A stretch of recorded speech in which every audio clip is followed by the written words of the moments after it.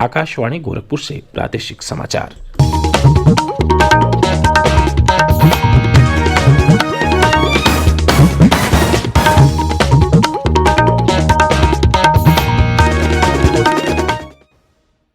नमस्कार, समाचार बुलेटिन के साथ मैं वेद प्रकाश पाठक।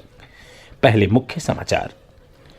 प्रधानमंत्री नरेंद्र मोदी कोविड का टीका लगवा चुके वाराणसी के लोगों के साथ आज वीडियो कॉन्फ्रेंसिंग के माध्यम से करेंगे संवाद। भारतीय जनता पार्टी के राष्ट्रीय अध्यक्ष जगत प्रकाश नड्डा अपने लखनऊ दौरे के दौरान पार्टी संगठन और कार्यकर्ताओं से करेंगे संवाद और कई कार्यक्रमों में लेंगे भाग।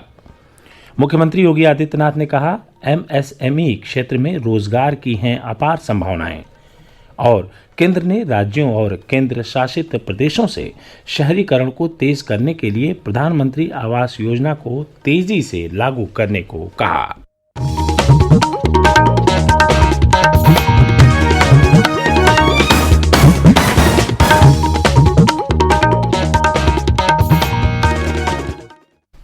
अब समाचार विस्तार से। प्रधानमंत्री नरेंद्र मोदी वाराणसी में कोविड टीकाकरण कर्मियों और टीका लगवा चुके लोगों से आज दोपहर 1:15 पर वीडियो कॉन्फ्रेंस के माध्यम से बातचीत करेंगे। बातचीत में शामिल लोग प्रधानमंत्री के साथ टीकाकरण के अपने अनुभवों को साझा करेंगे। प्रधानमंत्री ने ट्वीट कर कहा कि यह बातचीत टीका लगवा चुके लोगों से उनके अनुभव जानने का अवसर होगा। इससे पहले प्रधानमंत्री ने वैज्ञानिकों, राजनीतिक दलों के नेताओं, अधिकारियों तथा अन्य हितधारकों के साथ विश्व के इस सबसे बड़े टीकाकरण अभियान के सुचारू रूप से संचालन के लिए लगातार विचार विमर्श किया है। भारतीय जनता पार्टी के राष्ट्रीय अध्यक्ष जगत प्रकाश नड्डा कल से अपने 2 दिवसीय लखनऊ के दौरे पर हैं। वे प्रदेश में कल और आज प्रवास के दौरान कई सांगठनिक बैठकें करेंगे एवं कई महत्वपूर्ण कार्यक्रमों में भी भाग लेंगे। इस दौरान श्री नड्डा लखनऊ में सोशल मीडिया वॉलंटियर्स एवं प्रबुद्ध वर्ग सम्मेलन को संबोधित करेंगे। वे बूथ अध्यक्ष सम्मेलन को भी संबोधित करेंगे। इसके साथ ही वे लखनऊ में प्रदेश भाजपा पदाधिकारियों एवं क्षेत्रीय अध्यक्षों के साथ मंत्रणा करेंगे। इसके बाद उनका प्रदेश की भाजपा सरकार के मंत्रियों के साथ भाजपा कार्यालय में ही बैठक तथा पार्टी की कोर कमेटी की बैठक का कार्यक्रम है। इसके अलावा वो विभिन्न कार्यकर्ताओं के साथ बैठक करेंगे और साथ ही भाजपा सांसदों एवं विधायकों के साथ भी बैठक करेंगे। मुख्यमंत्री योगी आदित्यनाथ ने कल प्रदेश में सड़क सुरक्षा माह का शुभारंभ करते हुए परिवहन विभाग की 55 करोड़ 70 लाख रुपए की परियोजनाओं का लोकार्पण और शिलान्यास किया। इस अवसर पर बोलते हुए उन्होंने कहा कि प्रदेश सरकार के गठन के बाद सुरक्षा की दृष्टि से काफी कार्य किए गए हैं, जिससे सड़क दुर्घटनाओं में काफी कमी आई है। उन्होंने कहा कि सड़क सुरक्षा और यातायात नियमों के बारे में आम नागरिक को जागरूक किया जाना आवश्यक है। मुख्यमंत्री ने कहा कि राज्य सरकार ने अंतर्विभागीय समन्वय के माध्यम से सड़क दुर्घटनाओं को रोकने की प्रभावी योजना बनाई है। मुख्यमंत्री ने कहा कि सड़क सुरक्षा के पहले सप्ताह में व्यापक जागरूकता, दूसरे सप्ताह में प्रवर्तन, तीसरे सप्ताह में कार्रवाई तथा चौथे सप्ताह में मोटर वाहन एक्ट तथा अन्य कार्रवाई की जाएगी। इस अवसर पर मुख्यमंत्री ने सड़क सुरक्षा रैली को हरी झंडी दिखाकर रवाना किया। मुख्यमंत्री योगी आदित्यनाथ ने कहा है कि प्रदेश में कोरोना संक्रमण पर काबू पाने के लिए किए जा रहे प्रयासों के चलते संक्रमण की स्थिति नियंत्रण में है। उन्होंने कहा कि यहां संक्रमण की दर में उल्लेखनीय गिरावट आई है, लेकिन यह अभी समाप्त नहीं हुआ है, इसलिए हर स्तर पर पूरी सावधानी बरतने की आवश्यकता है। मुख्यमंत्री कल लखनऊ में एक उच्च स्तरीय बैठक के दौरान अनलॉक व्यवस्था की समीक्षा कर रहे थे। उन्होंने कहा कि कोरोना से बचाव और उपचार की प्रभावी व्यवस्था को बनाए रखा जाए। उन्होंने सभी अस्पतालों में गुणवत्तापूर्ण स्वास्थ्य सुविधाएं उपलब्ध कराए जाने के भी निर्देश दिए। मुख्यमंत्री ने कहा कि प्रदेश सरकार द्वारा शुरू से ही स्वास्थ्य सेवाओं को सुदृढ़ बनाने के प्रभावी प्रयास किए गए थे, जिसके बेहतर परिणाम मिले हैं। उन्होंने कहा कि आईसीयू, अच्छी टेस्टिंग व्यवस्था, वेंटिलेटर सहित अन्य चिकित्सकीय उपकरणों की पर्याप्त व्यवस्था ने राज्य में कोरोना संक्रमण नियंत्रित करने में महत्वपूर्ण भूमिका निभाई है। उन्होंने नमूनों की जांच पर पूरा ध्यान देने की आवश्यकता बताई। प्रदेश में कोविड टीकाकरण का कार्य केंद्र सरकार द्वारा जारी दिशा निर्देशों और क्रम के अनुसार संचालित किया जा रहा है। टीकाकरण से छूटे गए अन्य स्वास्थ्य कर्मियों को आज टीका लगाया जाएगा। सरकार ने प्रदेश में कोविड टीकाकरण के लिए गुरुवार और शुक्रवार 2 दिन निर्धारित किए हैं। इस बीच स्वास्थ्यकर्मियों को आगामी 15 फरवरी को टीके की दूसरी डोज देने के लिए तैयारियां जोरों पर हैं।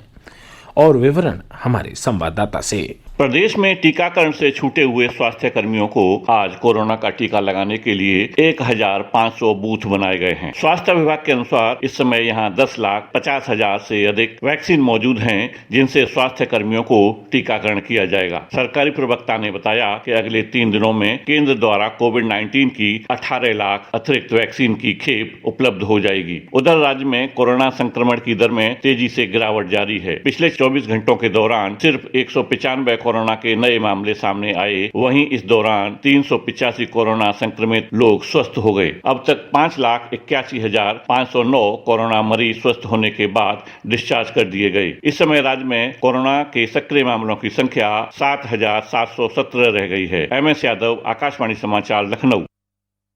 ये समाचार आप आकाशवाणी गोरखपुर से सुन रहे हैं। मुख्यमंत्री योगी आदित्यनाथ ने कहा है कि MSME सेक्टर में रोजगार उपलब्ध कराने की अपार संभावनाएं हैं, जिसको देखते हुए राज्य सरकार नई MSME इकाइयों की स्थापना और पहले की इकाइयों को सुदृढ़ करने के लिए हर संभव सहायता और सुविधाएं प्रदान कर रही है। मुख्यमंत्री कल लखनऊ में एक बैठक के दौरान विभिन्न विभागों की समीक्षा कर रहे थे। पिछले 4 वर्षों में प्रदेश की 49 लाख MSME इकाइयों को बैंकों के माध्यम से ऋण की सुविधा उपलब्ध कराई गई, जिससे राज्य में 2.5 करोड़ से अधिक रोजगार के अवसर सृजित हुए हैं। प्रदेश में विधान परिषद के द्विवार्षिक निर्वाचन के अंतर्गत 12 सीटों के लिए कल सभी प्रत्याशी निर्विरोध चुन लिए गए। इनमें भाजपा के 10 और समाजवादी पार्टी के 2 उम्मीदवार शामिल हैं। भाजपा के जो प्रत्याशी कल विजयी घोषित हुए हैं वे हैं पार्टी के प्रदेश अध्यक्ष स्वतंत्र देव सिंह, उप मुख्यमंत्री डॉक्टर दिनेश शर्मा, अरविंद कुमार शर्मा, लक्ष्मण प्रसाद आचार्य, कुंवर मानवेंद्र सिंह, गोविंद नारायण शुक्ला, सलिल बिश्नोई, अश्वनी त्यागी, धर्मवीर प्रजापति और सुरेंद्र चौधरी। समाजवादी पार्टी के 2 प्रत्याशी अहमद हसन और राजेंद्र चौधरी भी निर्विरोध विजयी घोषित किए गए। गौरतलब है कि 12 सीटों के लिए नामांकन पत्रों की जांच के बाद 12 उम्मीदवार ही मैदान में रह गए थे। कल नाम वापसी के अंतिम दिन इन सभी को निर्विरोध विजयी घोषित कर दिया गया। मुख्यमंत्री योगी आदित्यनाथ ने ट्वीट कर सभी निर्वाचित सदस्यों को बधाई दी है। केंद्र सरकार ने कहा है कि प्रधानमंत्री आवास योजना शहरी के अंतर्गत अब तक 1 करोड़ 1 लाख से अधिक आवास को मंजूरी दी जा चुकी है। इनमें से 41 लाख आवास का निर्माण कार्य पूरा किया जा चुका है, जबकि 70 लाख आवास के निर्माण का काम विभिन्न चरणों में चल रहा है। आवास और शहरी मामलों के मंत्रालय ने कहा कि केंद्रीय स्वीकृति और निगरानी समिति की 52वीं बैठक में 1,68,606 नए आवास को मंजूरी दी गई।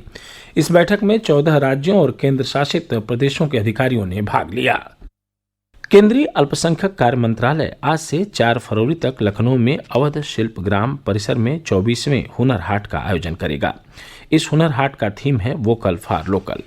31 राज्यों और केंद्र शासित प्रदेशों के लगभग 500 दस्तकार और शिल्पकार इस आयोजन में हिस्सा ले रहे हैं। मंत्रालय ने बताया कि देश के मशहूर कलाकार हुनर हाट में प्रतिदिन आत्मनिर्भर भारत विषय पर सांस्कृतिक कार्यक्रम भी प्रस्तुत करेंगे। भारत ने वैक्सीन मैत्री पहल के तहत कल कोविड टीके की 10 लाख खुराक नेपाल को और 20 लाख खुराक बांग्लादेश को उपहार के तौर पर दी। नेपाल के स्वास्थ्य मंत्री हृदयेश त्रिपाठी ने कहा है कि भारत के दिए टीके 10 दिन के भीतर स्वास्थ्यकर्मियों और कोरोना महामारी से निपटने में लगे अग्रिम पंक्ति के कार्यकर्ताओं को लगाए जाएंगे। केंद्र सरकार ने उस खबर का खंडन किया है जिसमें कहा गया है कि किसान क्रेडिट कार्ड ऋण 7% के स्थान पर 12% ब्याज दर पर मिलेगा। पत्र सूचना कार्यालय PIB ने स्पष्ट किया है कि सरकार ने किसान क्रेडिट कार्ड ऋण के ब्याज दर में कोई वृद्धि नहीं की है। और अंत में इस बुलेटिन के मुख्य समाचार एक बार फिर से सुन लीजिए। प्रधानमंत्री नरेंद्र मोदी कोविड का टीका लगवा चुके वाराणसी के लोगों के साथ आज वीडियो कॉन्फ्रेंसिंग के माध्यम से करेंगे संवाद। भारतीय जनता पार्टी के राष्ट्रीय अध्यक्ष जगत प्रकाश नड्डा अपने लखनऊ दौरे के दौरान पार्टी संगठन और कार्यकर्ताओं से करेंगे संवाद और कई कार्यक्रमों में लेंगे भाग।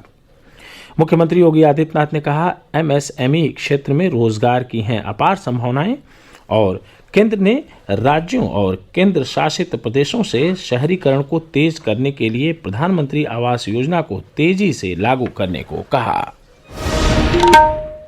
इसके साथ ही प्रादेशिक समाचारों का बुलेटिन यहीं संपन्न हुआ। नमस्कार।